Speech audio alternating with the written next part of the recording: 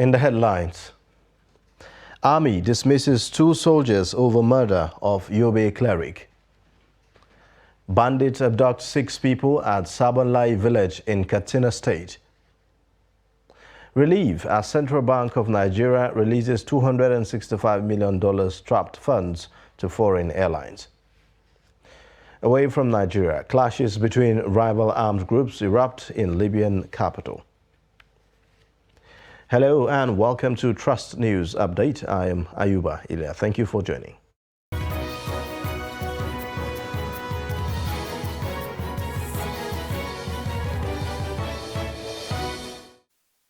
And now the details.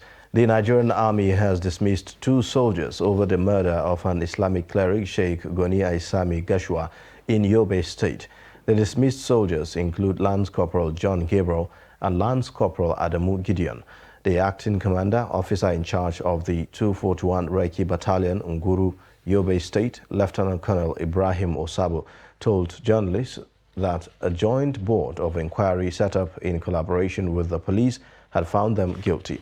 He said the 2 soldiers were dismissed on a 2-count charge of failure to perform duties and conduct prejudice to service discipline.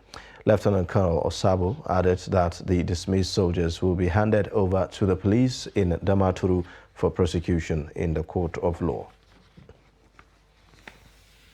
Bandits on Thursday night abducted 6 people at Sabonlai village of Kurufi local government area of Katsina State. The bandits, who went to the village around 12:30 a.m., attacked the residence of one Abdullahi Maliki and picked 6 people, including women and children.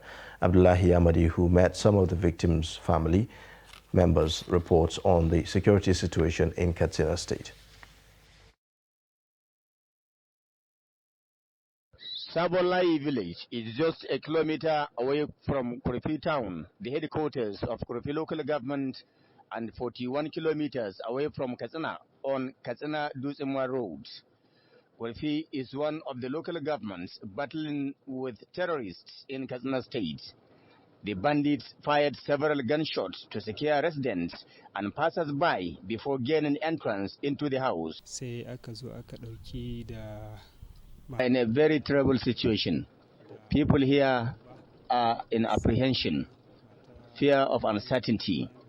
Majority of us passed the night either in the bushes or inside farms.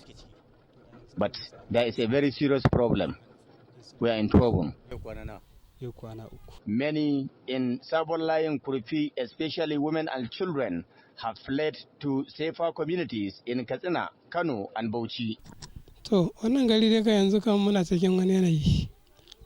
Sabonlai and Kurufi and neighboring communities are seriously endangered by the activities of terrorists. We have been coming under attacks, and yet security operatives are doing nothing to secure this place. Earlier, the terrorists also blocked Katsina Batsari Road at Dutsankura, killed 1 passenger, and abducted an unspecified number of commuters also on Thursday evening. Dutsankura is one out of the many notorious spots on Katsina Batsari Road where hardly a day passes without recording attack. I am saying this is man-made because of what? There are 770 local governments in Nigeria. These 770 local governments, they are having their own security by themselves. But how could you address a problem when the whole amount of money is with the governor? We are having 30 local governments. Somebody who is at Sabwa, a distance at 250 kilometers to Katsina, if he had any problem pertaining insecurity, where is he going? He has to come to Katsina. While the governor retained all the money with him. Many traders had to abandon their mission to attend Batsari weekly market on Thursday for fear of being attacked. Residents of the neighboring villages are saying security operatives are doing little or nothing to secure the road. The villagers are appealing to government to deploy security operatives to confront the terrorists and secure the road. Abdullahi Ismayamadi, Trust Television News, Katsina. Residents of Kubwa, a satellite town in Buari Area Council of the Federal Capital Territory, were thrown into panic after a two-story building collapsed, killing one person and leaving workers trapped. The building, which was under construction, collapsed at Hamza Abdullahi Street off Gado Nasco Road. In a statement, the spokesperson of the agency, Manzo Ezekiel, said that the NEMA was alerted about the incident about 1 a.m. and immediately mobilized first responders, including FCT Emergency Management Agency, Fire Service, Civil Defense Corps and the police to the site. The Director General of the FCT Emergency Management Agency, Abbas Idris, announced on Friday that 2 persons that were trapped in the collapsed building in Kubwa, a suburb of the area of Abuja, have died. Idris said that the rescue operations at the collapsed site came to an end with 5 persons rescued alive, 3 with various degrees of injuries, while 2 persons were unhurt. Meanwhile, the Minister of State, FCT, Dr. Ramatu Tijani Aliyu, commiserated with families affected by the Kubwa building collapse. Women lawyers in Nigeria under the umbrella of the International Federation of Women Lawyers have called on the National Assembly to pass Gender Equality Bill and end cultural biases against women. FIDA National President Amina Susanna Agbaje stated this at the Nigerian Institute of International Affairs program organized by the International Federation of Women Lawyers under the Nigerian Bar Association. Agbaje condemned repressive cultural and religious norms against women and children. Also speaking, the immediate past FIDA Nigeria Vice President Rhoda Theodin said that passing the bill will give women leverage to achieve more and called on the National Assembly to expedite action on the bill. They kind of hinge their argument on cultural factors and religious factors. There is a case that a woman can never be equal with a man, that a man is supposed to be on top, that women should be placed where they are supposed to be. So that's cultural, and some say that under their religion, that women can never be at par with men. So based on that frivolous and flippant reason, the CEDAW was thrown out. So other countries have domesticated FIDA, but we ratified it over 37 years ago, and we are finding it difficult to domesticate. The theme for the NBA conference is bold transition. And for FIDA, it is apt because we have been talking a lot about the issues that are affecting the advancement of women and children. And that is why you've seen it here, repressive cultural and religious norms that affect the lives of women and children. So what is the next step? FIDA Nigeria has been in this for over 60 years, and we have been talking the talk. We push for the passage of laws that are gender sensitive. We've pushed for child's right law. Many states have adopted it. Many states have adopted the Violence Against Persons Prohibition Act. Now, we've been talking about all these issues. Those issues exist. So what is the way forward?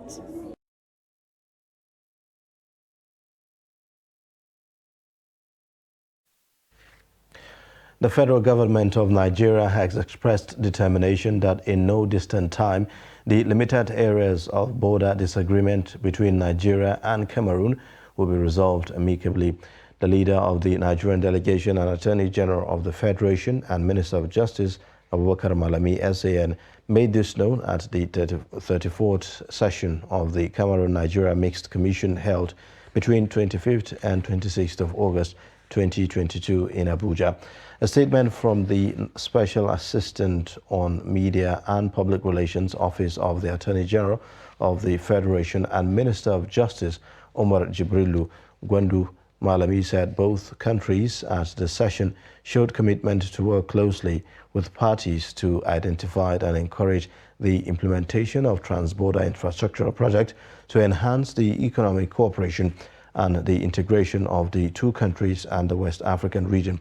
A communique issued at the end of the session noted that the parties involved did not have same understanding of the International Court of Justice judgment on the course of the boundary on localities of Rumski, Pila 8 and Koja.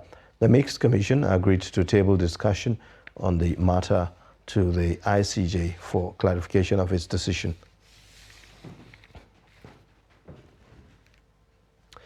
You're watching Trust News Update. Coming up shortly, we'll take a look at the unavailability of Naira notes. Details of this and more after the break. To every politician, as the campaigns gain momentum and passions begin to rise, remember, the errors of your opponents do not make you a success. Do not run down your opponent and inflame passions to violence between and among your supporters. What counts is what you plan to do for the electorate and how you intend to relieve the sufferings and bring succor. Nigeria is in dire need of patriotic leaders at all levels. Leaders who will make national development their priority. Concentrate on telling the electorate what you intend to do when you get into office. Focus on making your vision clear to the electorate. Don't engage in verbal abuses, fake news or speeches. Keep dealing with issues that will bring progress. You win the hearts and minds of the people by being above board, by being civil, patriotic, and showing empathy. Let's join hands to make the 2023 elections peaceful. A message from the National Orientation Agency.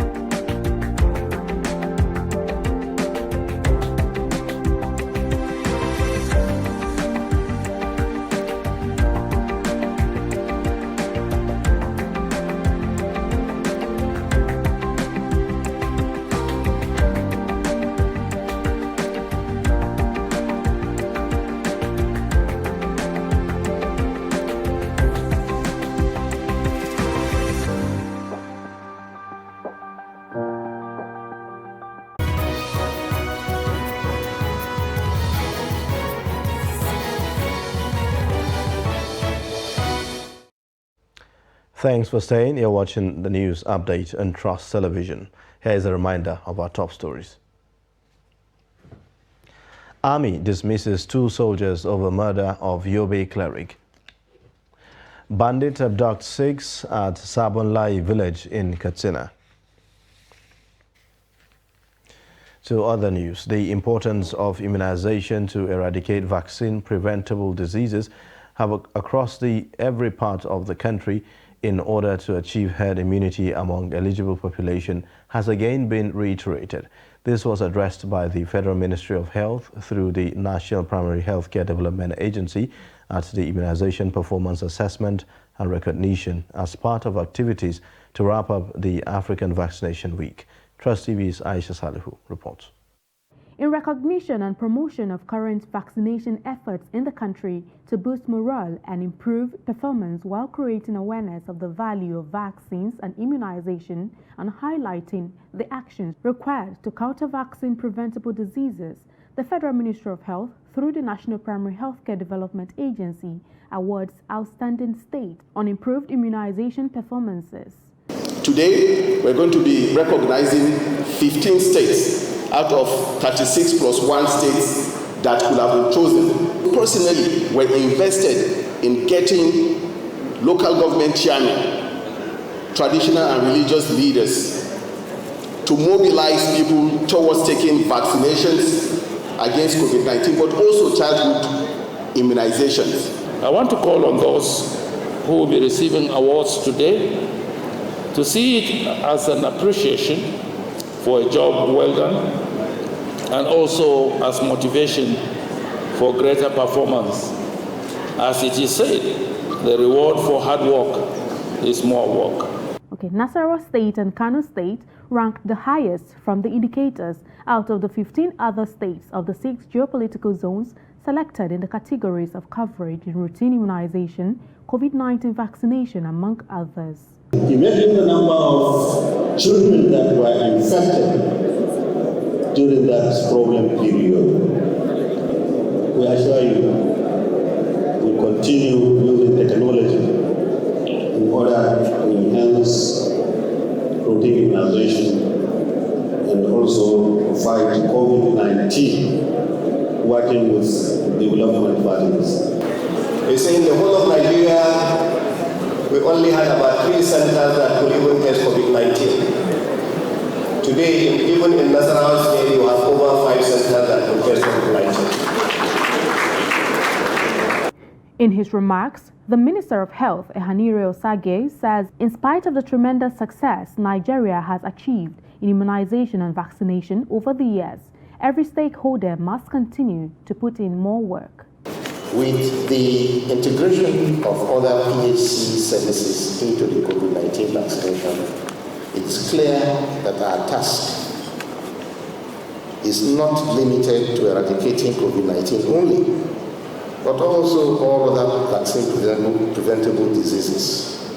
In line with the integration strategy, parents who go for COVID-19 vaccination are encouraged. As a matter of fact, they are requested to go with their children and have the children also vaccinated against childhood diseases. The African Vaccination Week celebration symbolizes the country's efforts at eradicating preventable diseases over the years and harping on the need to continue the struggle through innovative strategies to safeguard the health of Nigerians. Aisha Salihu, Trust TV News, Abuja. Scarcity of the lower denomination of the Naira is a daily experience many Nigerians have learned to live with. The Nigerian Naira, such as the coins 5 Naira, 10 Naira, 20 Naira, 50 Naira, or even 100 Naira, are gradually disappearing, leaving many Nigerians with fewer options for transactions. How is the scarcity of lower denomination of the Naira affecting the economy? Let's find out more in this report. No change, hold your change. These are familiar phrases that many Nigerians have come to terms with as it pertains payments for goods and services. Business owners and customers alike have at one point or the other had to either pay more, forfeit their money, or walk away from transactions. For Clara Onyechi, the scarcity of lower denomination of the Naira has led to losses in her business.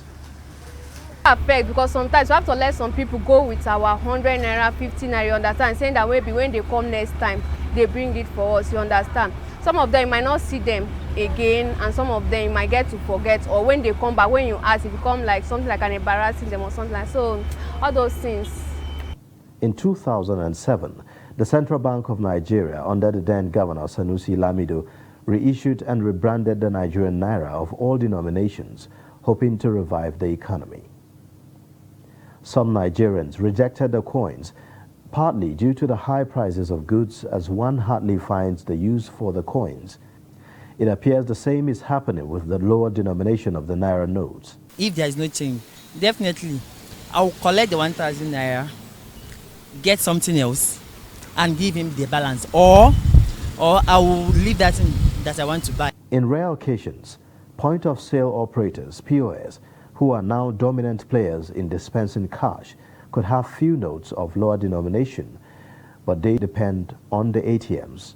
So I'm in front of one of the commercial banks here in the Federal Capital Territory, and I want to see if I can withdraw a 500 naira note from the ATM machine. Let's see what we get. Yeah. It says invalid amount. Enter the amount in multiples of 1,000 naira. It's very obvious that the CBN is not producing enough. It's not manufacturing enough of those lower denomination notes to meet the demand. What you should be buying for 270 naira, you end up buying it 300. With the scarcity of the lower naira notes, black marketers are making brisk business, hawking the notes for willing buyers. Here, a wrap of 10,000 naira in 100 naira notes goes for as much as 15,000 naira, making 5,000 naira gain for the black marketers. We paid an extra 1,000 naira for 100 pieces of 10 naira.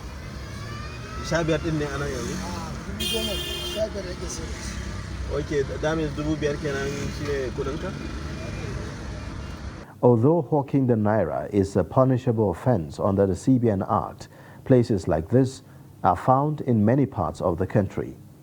In October 2021, the Central Bank of Nigeria unveiled the e-naira, hoping to reduce the circulation of physical naira notes, which is expected to reduce the cost of printing the naira notes.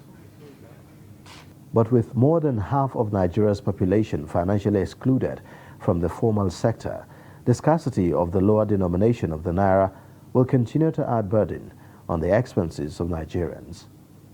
Ayuba Ilya, Trust TV News, Abuja. Now to some more business. The Central Bank of Nigeria has released the sum of $265 million to airlines operating in the country to settle outstanding ticket sales in an apparent move to check a brewing crisis in the country's aviation sector. A breakdown of the figure released on Friday indicates that the sum of $230 million was given as special forex intervention, while another sum of $35 million was released through the retail SMIS auction. Confirming the release, the Director, Corporate Communications Department at the CBN, Osita Nwasnisobi, said that the CBN Governor, Godwin Emefiele, and his team were concerned about the development and what it portends for the sector and travelers as well as the country in the Committee of Nations. With Friday's release, it is expected that operators and the travelers as well will have huge sigh of relief as some airlines have threatened to withdraw their services in the face of unremitted funds for the outstanding sale of tickets. Nigeria's gross domestic product has grown by 3.54% year-on-year in real terms in the second quarter of 2022, a report by the National Bureau of Statistics has shown. The report stated that the growth rate is, however, a decline of 1.47% from the 5.01% recorded in the same period in 2021. The NBS stated that the high growth in 2022 was as a result of the rapid growth recorded following the toll the COVID-19 had on the economy in the second quarter of 2022. It added that the aggregate GDP stood at 45 trillion naira in nominal terms, and the performance is higher when compared to the second quarter of 2021, which recorded aggregate GDP of 39.1 trillion naira. The nominal GDP growth rate in the second quarter of 2022 was higher relative to the 14.99% growth recorded, while non-oil sector contributed 93.67% to the economy. Away from Nigeria, clashes have erupted between rival Libyan militias in the center of Tripoli, with the sound of gunfire echoing through the heavily populated part of the capital city, threatening 2 years of relative peace following a ceasefire deal. The violence early on Saturday comes in the wake of a build-up of rival forces in Tripoli over the past week, who are jostling for power as the country remains divided between rival administrations in the east and the west. The country's democratic transition was delayed after the presidential elections scheduled for last December were postponed indefinitely.